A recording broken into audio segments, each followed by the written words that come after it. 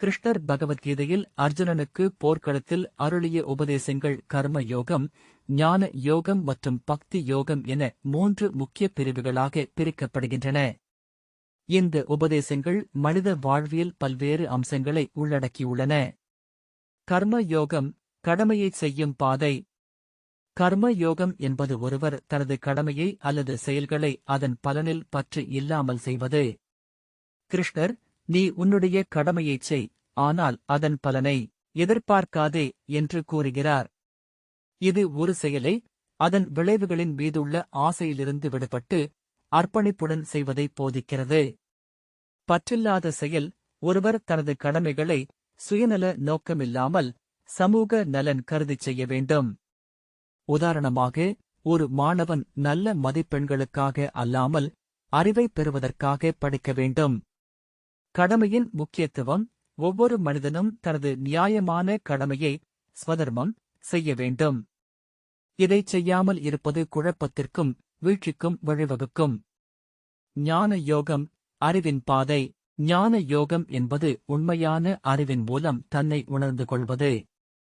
இது ஆன்மாவின் அழியாத தன்மையையும் இந்த உலகத்தின் நிலையற்ற தன்மையையும் புரிந்து கொள்வது பற்றியது. ஆன்மாவின் அழியாத தன்மை: கிருஷ்ணர் ஆத்மா பிறப்பதும் இல்லை, இறப்பதும் இல்லை என்று கூறுகிறார். உடல் அழியக்கூடியது, ஆனால் ஆன்மா என்றும் நிலைத்திருப்பது.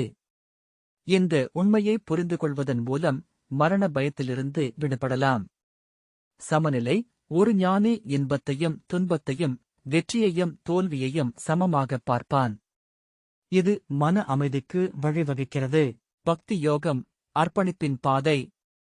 பக்தி யோகம் என்பது இறைவனிடம் முழுமையாக சரணடைந்து அன்பு செலுத்துவதைப் பற்றியது. கிருஷ்ணர் அனைத்து யோகங்களிலும் பக்தி யோகமே மிக உயர்ந்தது என்று கூறுகிறார். முழுமையான சரணடைதல்: எல்லா தர்மங்களையும் விட்டுவிட்டு என்னிடம் முழுமையாக சரணடை என்று கிருஷ்ணர் கூறுகிறார். இதன் மூலம் எல்லா பாவங்களிலிருந்தும் விடுதலை கிடைக்கும்.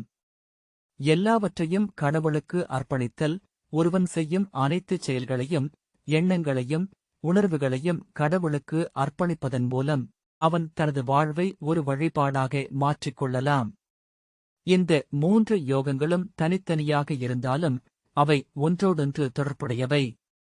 கர்ம யோகத்தின் மூலம் மனம் தூய்மையடைகிறது, ஞான யோகத்தின் மூலம் தெளிவு கிடைக்கிறது, பக்தி யோகத்தின் மூலம் நிறைவும் அமைதியும் கிடைக்கிறது.